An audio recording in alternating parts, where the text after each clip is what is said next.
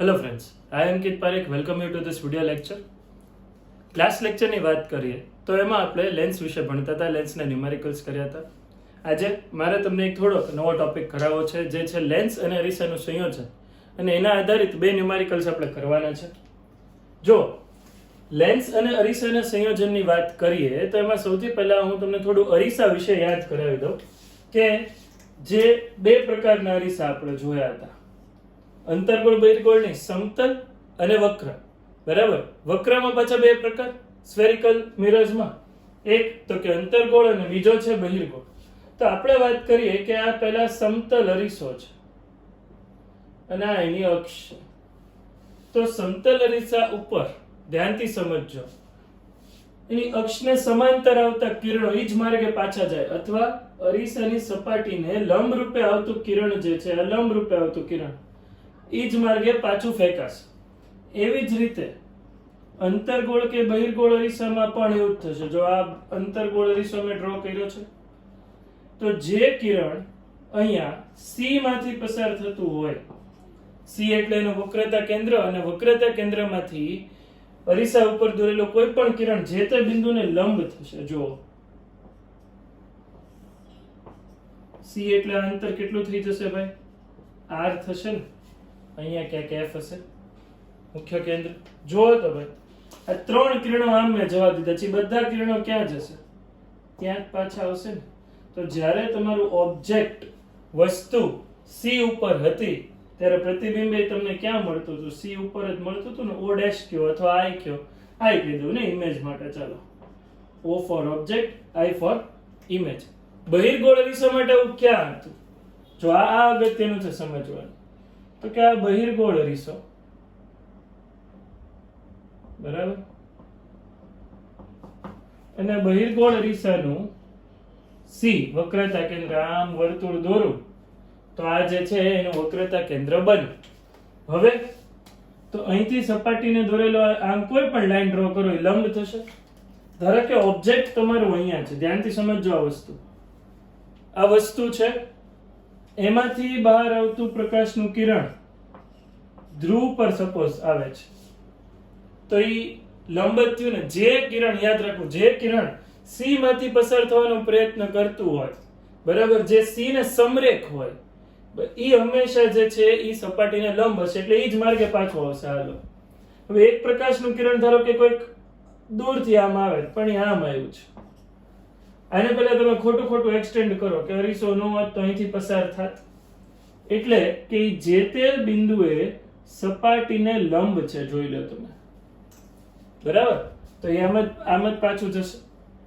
એવી જ રીતે કોઈ પ્રકાશનું કિરણ જે છે એ અહીંથી આમ આવ્યું, જો આમ આવ્યું છે, આને હું એક્સટેન્ડ કરું અને અહીંયા C માંથી પસાર થવાનો પ્રયત્ન કરતું હોત, અગર અરીસો ત્યાં હાજર ન હોત તો એ જ માર્ગે ફંટાઈને પાછું જશે. કેમ? તો કે જે તે બિંદુએ સપાટીને કેવું છે? લંબ છે. તો આ વસ્તુ તમારે યાદ રાખવાની છે કે અરીસા તરફ આવતા કિરણો જે તે બિંદુએ સપાટીને લંબ હોય તો ઈ જ માર્ગે પાછા જશે. અથવા એવું યાદ રાખવું કે જો એના C માંથી, એના વક્રતા કેન્દ્રમાંથી પસાર થવાનો પ્રયત્ન કરતા હોય, અથવા એકચ્યુઅલી પસાર થઈને આવતા હોય, તો ઈ જ માર્ગ ઉપર પાછા ફરશે. હવે આપણે જોઈએ લેન્સ અને અરીસાના સંયોજન વિશે. તો કે હું પહેલું જે સંયોજન છે એ એક બહિર્ગોળ લેન્સ અને બહિર્ગોળ અરીસાનું કરું છું. જુઓ તમે,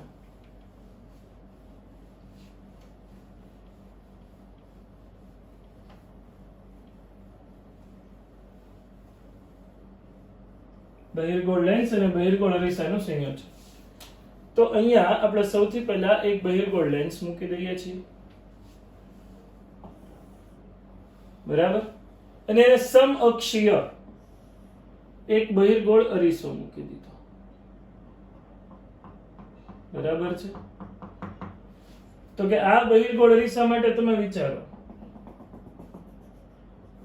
આમ હોત તો આ એની માટે C થાત ને, વક્રતા કેન્દ્ર, અને આ બહિર્ગોળ અરીસાનો જે ધ્રુવ છે આપણે એને PM કહી દઈએ, ધ્રુવ, P for pole for mirror, અને એને PL કહી દઈએ, પોલ ફોર લેન્સ, બરાબર, લેન્સનો ધ્રુવ. તો આ અંતર આ લેન્સ અને અરીસા વચ્ચેના આના બંનેના ધ્રુવ વચ્ચેના અંતરને હું d કહી દઉં છું. અને ઓબ્વિયસ વાત છે, અરીસાના ધ્રુવથી એના વક્રતા કેન્દ્રનું જે અંતર છે એને આપણે r કહેશું. બરાબર?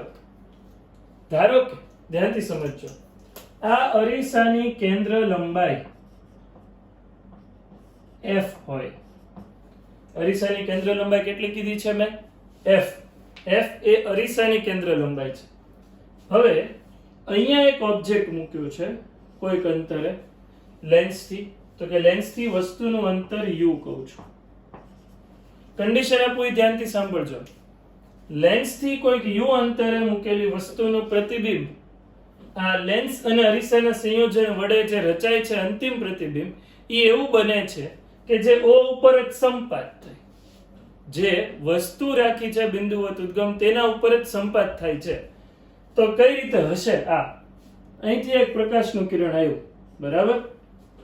હવે આ તો કન્વર્જિંગ લેન્સ છે, અભિસારી, એટલે ઈ જે છે આને આમ બેન્ડ કરશે. હવે આપણે શું શીખ્યા હતા? પહેલા વડે રચાતું પ્રતિબિંબ બીજા માટે વસ્તુ તરીકે વર્તે. જ્યારે આવું તમે જોતા હોય ત્યારે એવું વિચારો કે ધારો કે અહીંયા અરીસો છે જ નહીં, તો આ કિરણ જે છે એ અહીંયા ને અહીંયા ક્યાંક જતું હોત. બરાબર છે? આ જે રચાતું કિરણ અહીંથી કન્વર્જ થયું છે અભિસારી, ધ્યાનથી જોજો, ફરીથી ડ્રો કરું છું. તો કે આ કિરણ અહીંયા આવ્યું કન્વર્જન્સ થઈને અભિસારી બનીને, બરાબર? એને હું એક્સટેન્ડ કરું ને તો અહીંયા C માંથી પસાર થતું હોત. ક્યારે પસાર થતું હોત? અરીસો નથી તો, બરાબર? પણ અહીંયા તો અરીસો છે, જેના કારણે આ સપાટીને એ લંબ થશે.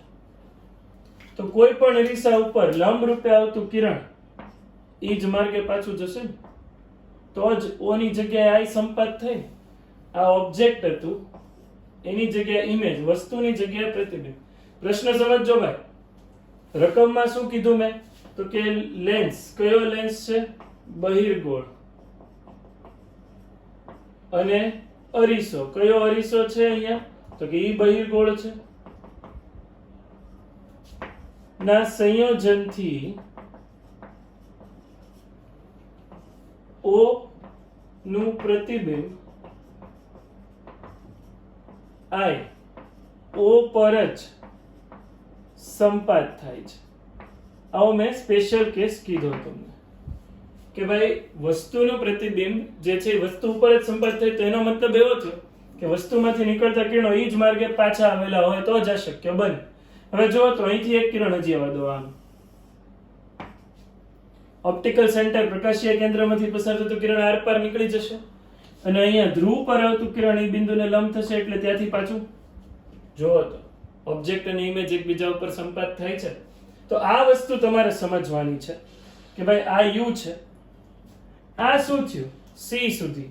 તો કે જો આ અરીસો નો હોત તો, આ બહિર્ગોળ અરીસો હાજર નો હોત તો આ પ્રતિબિંબ અહીંયા ક્યાંક રચાત.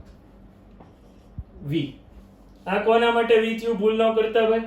આ V જે છે એ કોના માટે છે? તો કે આ V બને છે લેન્સ વડે રચાતા પ્રતિબિંબ માટે, જે અરીસા માટે વસ્તુ તરીકે વર્તે. પણ અહીંયા તો પ્રતિબિંબ રચાતું જ નથી. I1 જેને આપણે કહીએ ધારો કે ઇન્ટરમીડિયેટ મધ્યસ્થી પ્રતિબિંબ, ક્યારે રચાત? જો અરીસો ન હોત તો જે પ્રકાશનું કિરણ આવ્યું એ જ માર્ગે પાછું, ને ફાઇનલ ઇમેજ તમને જે છે એ O ઉપર જ સંપાત થાય. તો અહીંયા હું લખી શકું આ D છે, આ R છે, તો V બરાબર D વત્તા R. અહીંયા આવું લખાય ને, અહીં V બરાબર D વત્તા R. જોઈ લો તમે. Sorry, capital R. Capital R શું છે? તો કે કેપિટલ R જે છે એ અરીસાની વક્રતા ત્રિજ્યા છે. અને D શું છે? તો કે D જે છે એ લેન્સ અને અરીસા વચ્ચેનું અંતર છે. D જે છે એ લેન્સ અને અરીસા વચ્ચેનું અંતર. તેથી આવું લખી શકાય R બરાબર V માઇનસ D. R બરાબર V માઇનસ D. V કોના દ્વારા રચાતા પ્રતિબિંબનું અંતર છે? લેન્સ વડે રચાતા પ્રતિબિંબનું અંતર છે. R બરાબર શું લખી શકાય? તો કે 2f લખી શકાય. અરીસા માટે તો લખાય જ ને R બરાબર 2f. લેન્સ માટે નો લખાય, આ તો R અરીસાનું જ છે. તેથી f બરાબર 1/2 v માઇનસ d. આ જે છે એ તમે યાદ રાખજો, ખૂબ ઉપયોગી થવાનું છે તમને એમસીક્યુ માટે. f બરાબર v minus d, sorry 1/2 v minus d આ ઉપયોગી થશે. બરાબર, લખી લ્યો તમે આ કેસ. ઓકે, એટલે આના આધારિત આપણે એક દાખલો પણ ગણી નાખીએ. ચાલો રબ કરી દઉં છું. આ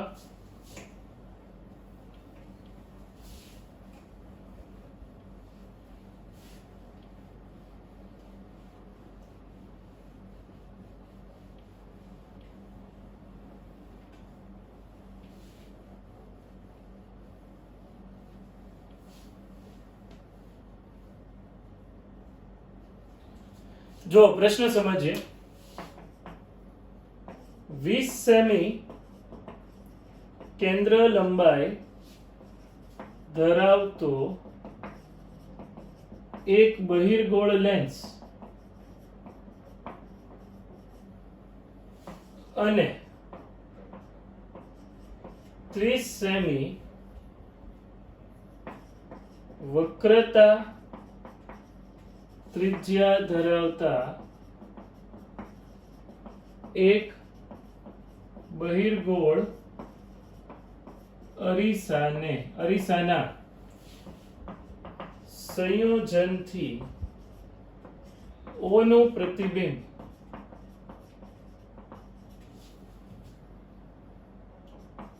તે જ સ્થાને મળે છે.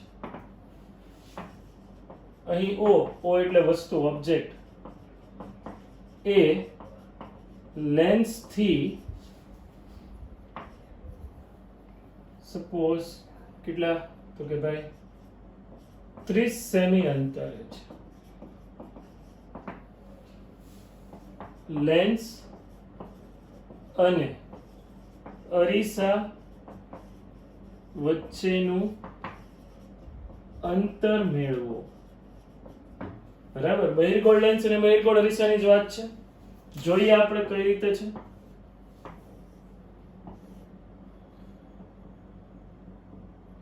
બહિર્ગોળ અરીસો જેના માટે આ અંતર C સુધીનું અંતર જે છે એ કહી દીધું છે. વક્રતા ત્રિજ્યા મેં 30 સેન્ટીમીટર, તો કે આ 30 સેમી છે.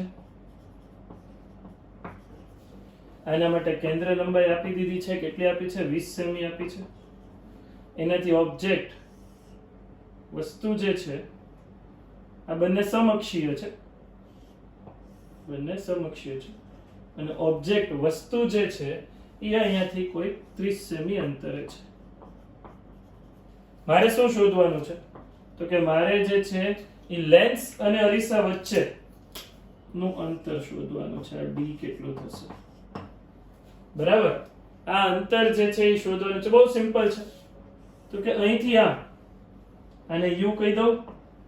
હવે આ પ્રકાશનું કિરણ કેમ જતું હોત વિચારો તમે.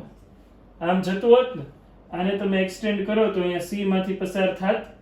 ઓકે, કારણ કે અહીંયા લંબ રૂપે છે, તો જ પાછું આવે. હમણાં સમજાયું તો એમ, તો જ અહીંયા O ની જગ્યાએ I સ્થાપિત થાય ને. O અને I એકબીજા પર સંપર્ક થાય છે. તો હવે આ જે છે આટલું અંતર V થઈ ગયું. જોઈ લો તમે, તમારે D શોધવાનું છે. જો V મળી જાય, V કોના દ્વારા મળતું પ્રતિબિંબનું અંતર છે? તો કે લેન્સ દ્વારા. અહીંયા I1 રચાત જો અરીસો ન હોત તો. ઓકે, લેન્સનું સમીકરણ વાપરીએ આપણે. તો કે 1/f બરાબર 1/v માઇનસ 1/u. સિમ્પલ છે. ઓકે, f શું છે? તો કે 20 પ્લસ 20, કારણ કે બહિર્ગોળ લેન્સ છે. v શોધવાનું છે અને u ડાબી બાજુ છે. જોઈ લો, u કઈ બાજુ છે? ડાબી બાજુ. એટલે હું ત્યાં -30 લખી નાખું છું. તેથી આ માઇનસ માઇનસ પ્લસ થઈ ગયા. 1/v બરાબર 1/20 માઇનસ 1/30. કઈ રીતે? આ માઇનસ માઇનસ પ્લસ, આ સાઈડ આવે તો માઇનસ. આ થઈ ગયું 600. 30 માઇનસ 20 10. તેથી v બરાબર 60. હવે જો આ 60 મળી ગયું છે.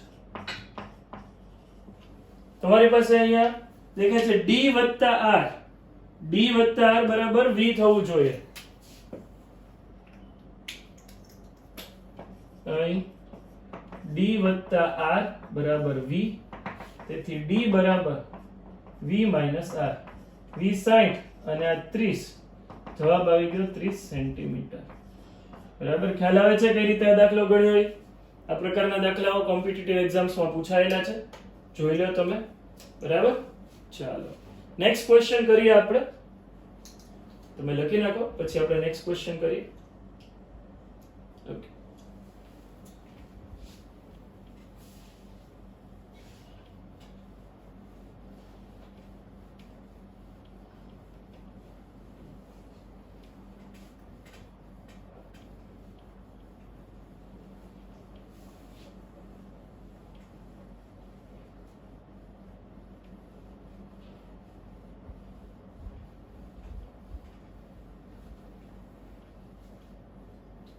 ચાલો નેક્સ્ટ ક્વેશ્ચન વાંચું છું.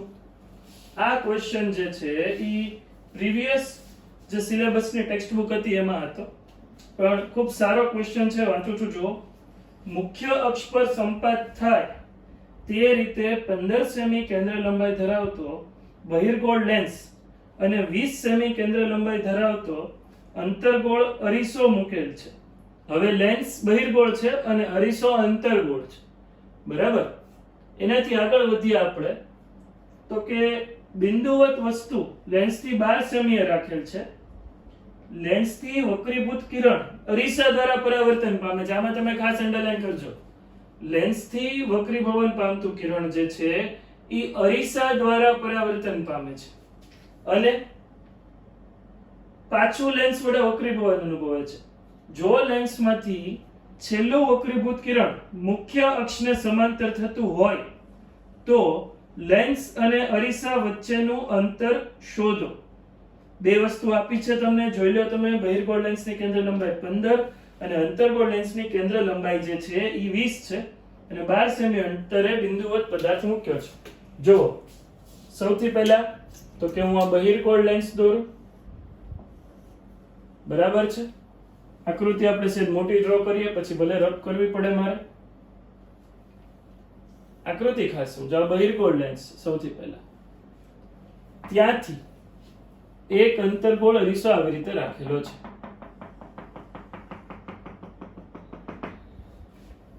આની કેન્દ્ર લંબાઈ 15 સેમી છે.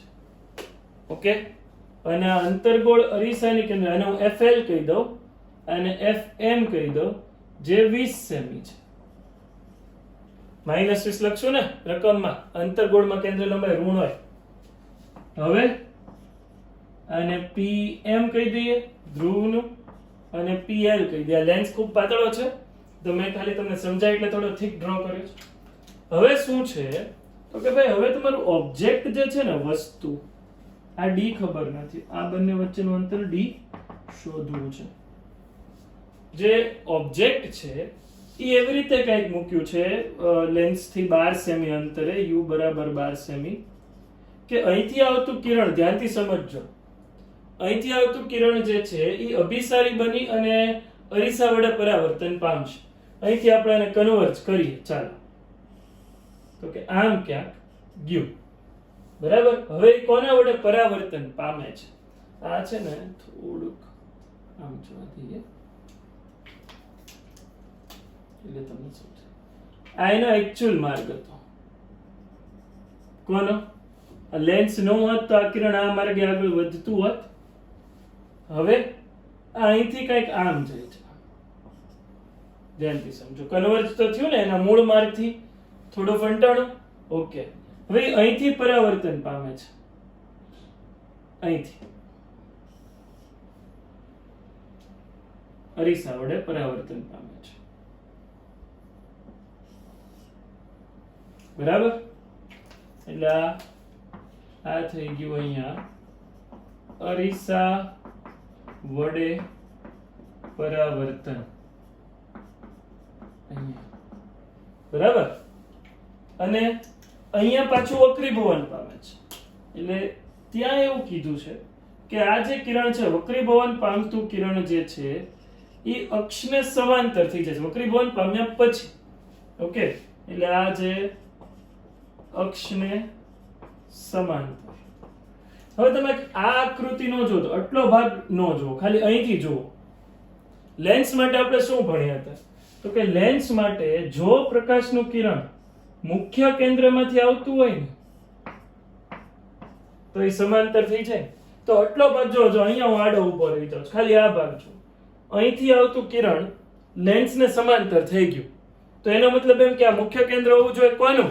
લેન્સનું. તો આ જે છે એ લેન્સનું મુખ્ય કેન્દ્ર થયું. કેટલી આપી છે લેન્સની કેન્દ્ર લંબાઈ? 15 સેન્ટીમીટર. તો કોમન સેન્સની વાત છે ભાઈ, આ જે છે અંતર એ 15 સેમી થઈ ગયું. ટોટલ d શોધવાનું છે. તો આ અંતર x થાય ને, તો આપણે સરવાળો કરી દઈએ. d બરાબર શું લાવ્યા? તો કે fl x, એટલે આ 15 સેન્ટીમીટર વત્તા x. આકૃતિ સમજાવવી જોઈએ ભાઈ. અહીંયા આ જે 12 સેમી છે ને એ લેન્સની કેન્દ્ર લંબાઈ કરતા અંદર છે, એટલે કે p અને f વચ્ચે છે. તો આ પ્રકાશનું કિરણ જે આમ થોડુંક કન્વર્જ થયું, નો ડાઉટ આ બાજુ એને મૂળ દિશાથી અંદરની બાજુ ફંટાય, પણ આને જો તમે આમ એક્સટેન્ડ કરશો તો એનું પ્રતિબિંબ અહીંયા ક્યાંક રચાશે. બોર્ડ પતી ગયું મારું, એ અહીંયા દેખાણું, અહીંયા ક્યાંક રચાશે. ઓકે, જો આને આમ એક્સટેન્ડ કર્યો ને તો અહીંયા ક્યાંક રચાય. કયું? I1 કોના દ્વારા રચાતું પ્રતિબિંબ થયું? લેન્સ દ્વારા રચાતું પ્રતિબિંબ. આપણે શું કહીએ છીએ? પહેલા દ્વારા મળતું પ્રતિબિંબ બીજા માટે વસ્તુ તરીકે વર્તે. બરાબર? આ પહેલા દ્વારા રચાતું પ્રતિબિંબ થયું, લેન્સ દ્વારા રચાતું પ્રતિબિંબ જે અરીસા માટે વસ્તુ તરીકે વર્તે. પ્રશ્ન જ સમજવો છે આમાં અઘરો. ગણતરી તો ખૂબ સહેલી છે.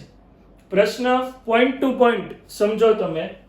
પહેલેથી હું ક્વેશ્ચન વાંચું છું. તો કે એક કયો લેન્સ? બહિર્ગોળ લેન્સ જેની કેન્દ્ર લંબાઈ 15 સેમી, ત્યાંથી 12 સેન્ટીમીટર અંતરે કોઈક વસ્તુ રાખી છે. તો એમાંથી આવતું પ્રકાશનું કિરણ આમ જશે. એના માર્ગમાં એક અરીસો રાખ્યો છે. કેટલી કેન્દ્ર લંબાઈ વાળો? 20 સેમી કેન્દ્ર લંબાઈ વાળો.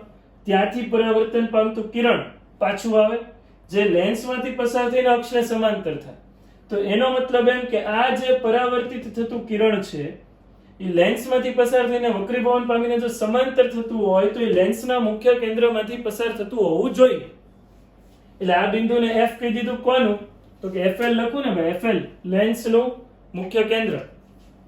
પછી સમાંતર.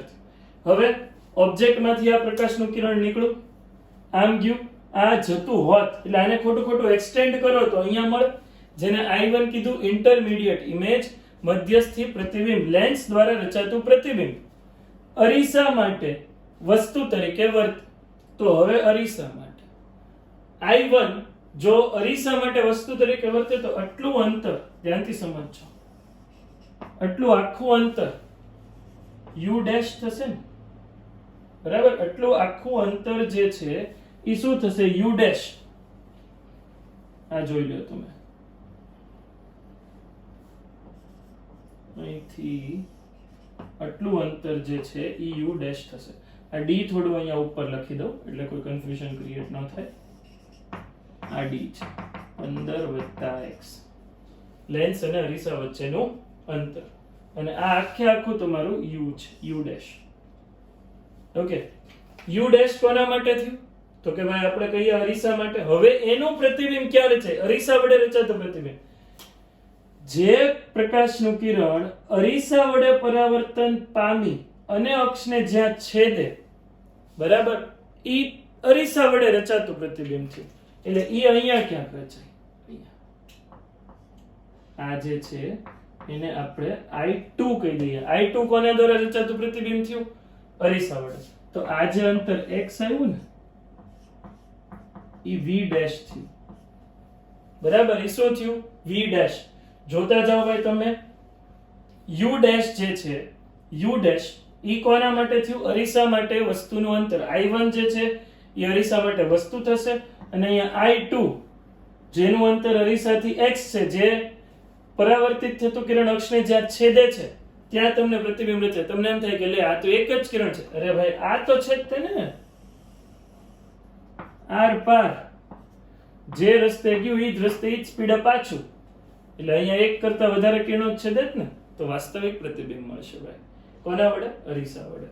ચાલો, I2 પ્રતિબિંબ ક્યાં રચાય છે? તો કે અરીસાથી x અંતરે રચાય છે. હવે આ ઇમેજ તમારા મગજમાં રાખો. આ ઇમેજ જે છે એ તમે તમારા મગજમાં રાખો. આના આધારિત આપણે ગણતરી કરતા જઈએ છીએ. ઓકે, તો હું રબ કરી દઉં છું. તમારા મગજમાં આ ઇમેજ હોવી જોઈએ. જુઓ, તમને અહીંયા સાઈડમાં કોર્નર ઉપર ઇમેજ દેખાશે પણ ખરી. હું રબ કરું છું.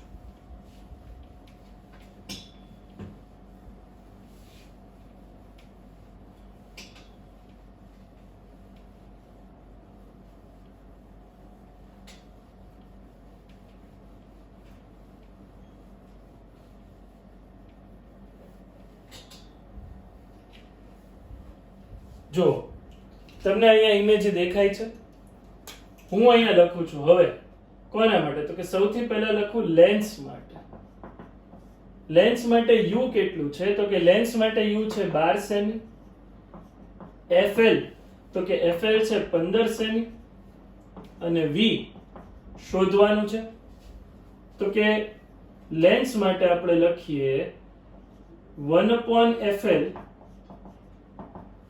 બરાબર 1/v માઇનસ 1/u. લેન્સ માટેનું fl ની જગ્યાએ લખી નાખીએ 15, v ની જગ્યાએ તો v તો શોધવાનું છે અને u -12. ઓકે, ચાલો તો અહીંયા લખીએ. આ -12 ઓછા પ્લસ થઈ જશે. આ સાઈડ આવશે 12 આવશે.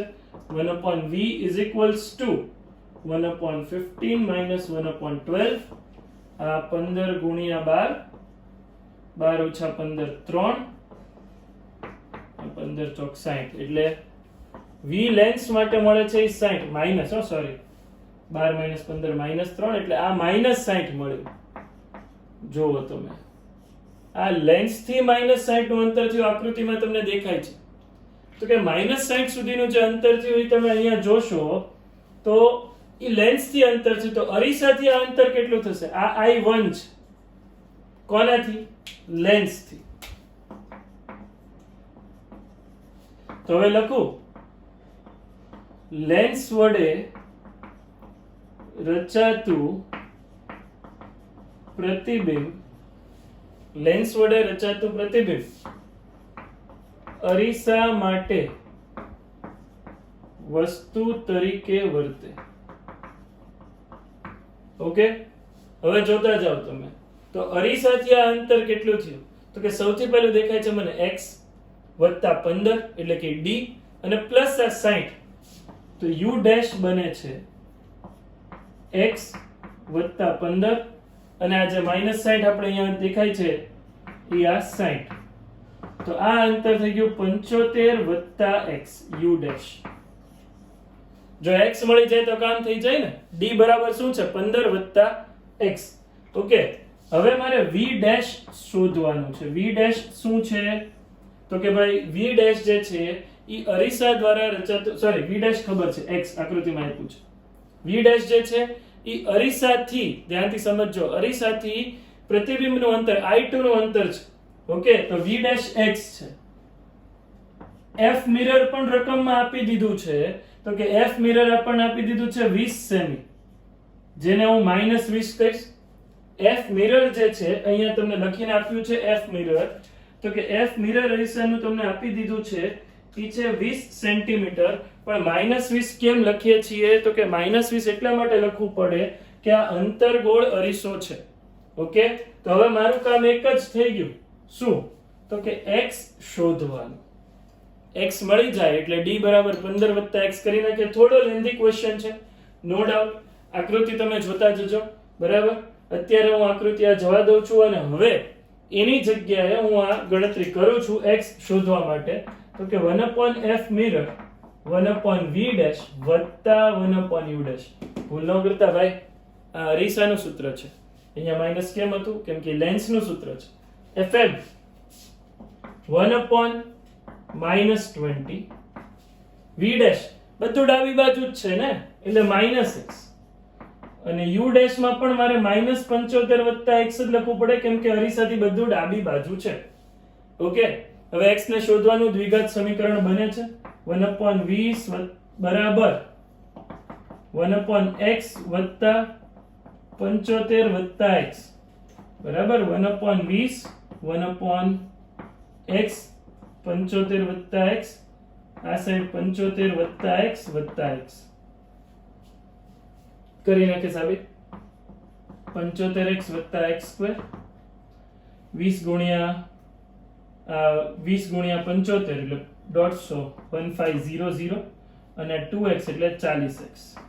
ચાલો તો દ્વિઘાત સમીકરણ બન્યું x સ્ક્વેર અને 40x આ સાઈડ આવે 75 માઈનસ 40 તો 75 માઈનસ 40 જે છે એ તમારું થઈ જશે અહીંયા 35x અને આ માઈનસ 1500. હવે માઈનસ 1500 ના એવા આપણે અવયવ પાડવા પડે કે જેના સરવાળા કે બાદબાકીથી 35 આવે. બરાબર છે? તો એ અવયવ પડી જશે x વત્તા 60 x ઓછા 25 બરાબર 0. તેથી x બરાબર માઈનસ 60 और x બરાબર 25. તો આપણે ધન વાળો આન્સર એક્સેપ્ટ કરશું 25. બરાબર. હવે d તો કે d શું છે? d બરાબર લખી શકીએ